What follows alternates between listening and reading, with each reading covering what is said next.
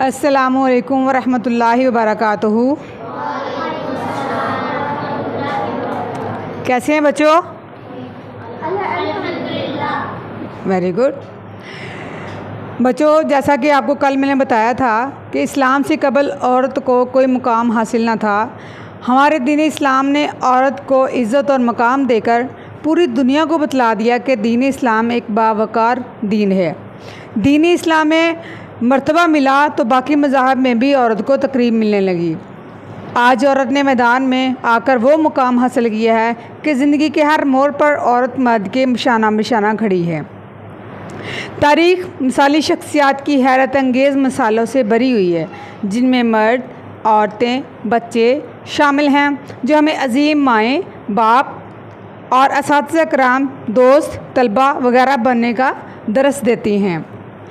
प्यारे बच्चों, आज मैं 4 ख़वातीन का ज़िक्र करूँगी जिन्होंने ना सिर्फ माशरे में अपना मकाम पैदा किया बल्कि एक मिसाल बन गई हमारे लिए। तो सबसे पहले है मैं ज़िक्र करूँगी फ़ातिमा जना का। फ़ातिमा जना जो है वो ख़ातून हैं जिन्होंने पाकिस्तान बनने में शाना जो है वो मदद की। हमारी औरतें मर्दों के लिए हमेशा एक अजीम सहारा दे रही हैं। वो जज्बे, मेहनत, हसूल वगैरह के एतबार से मर्दों के अहम पल्ला रही हैं।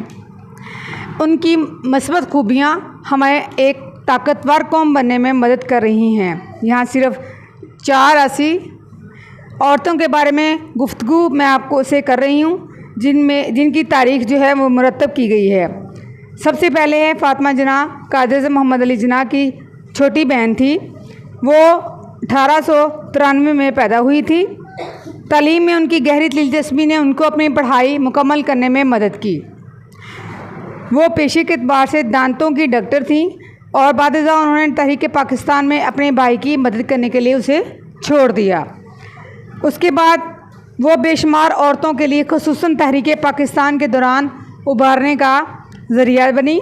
उन्होंने औरतों की इमदादी कमेटी तश्कील दी, जिसे बाद में आल पाकिस्तान वुमेंस एसोसिएशन का नाम दिया गया। वुमेंस एसोसिएशन का नाम दिया गया।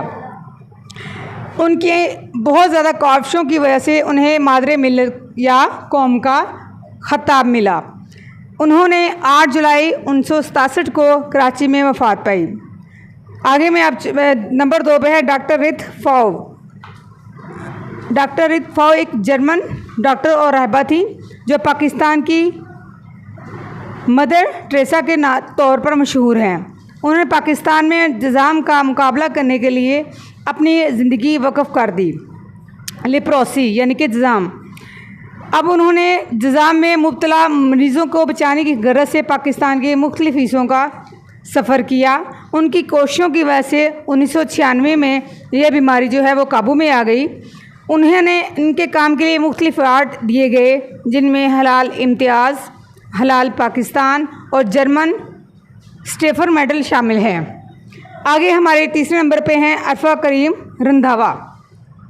हमारे मुल्क की बावकार लड़की जब वो सिर्फ 9 बरस की थी, उसने इस कम उम्री में दुनिया की कम से तरीन माइक्रोसॉफ्ट सर्टिफाइड प्रोफेशनल का अवार्ड हासिल किया।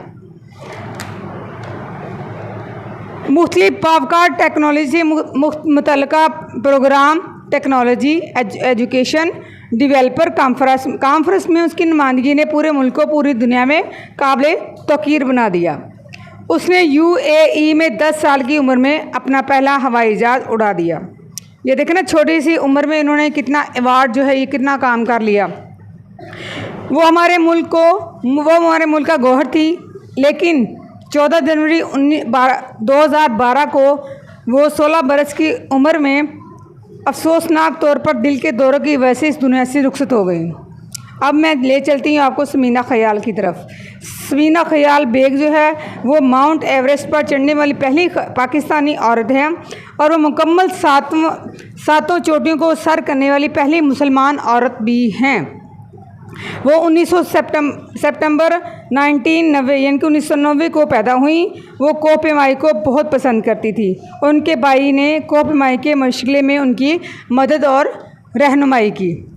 उन्होंने 2010 में शमशाल में 6000 यानी कि 6000 मीटर की चोटी पर चाय शिकन सर पर चढ़ाई की। उन्होंने 2011 में कोहे बरोबर को भी सर कर लिया। उन्होंने 2011 में कोहे बरोबर को भी सर कर लिया। समीना बेग का ताल्लुक़ हिंजा गोजल गिलगित बल्तिस्तान पाकिस्तान में शमशाल गांव से है।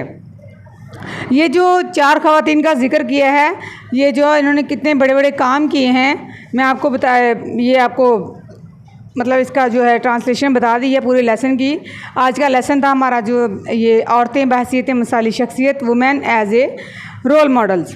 तो बच्चों, आप लोगों ने इन 4 ख़वातीन के बारे में क्या सीखा? यही कि औरतें हैं वो भी किसी से कम नहीं हैं।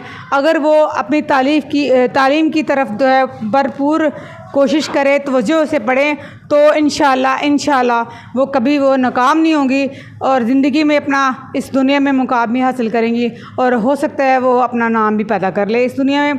तो इसलिए कोशिश करें कि वो अब आप लोग कोशिश किया करें कि ज़्यादा से ज़्यादा मेहनत करें, अपनी तालीम की तरफ तवज्जो दें।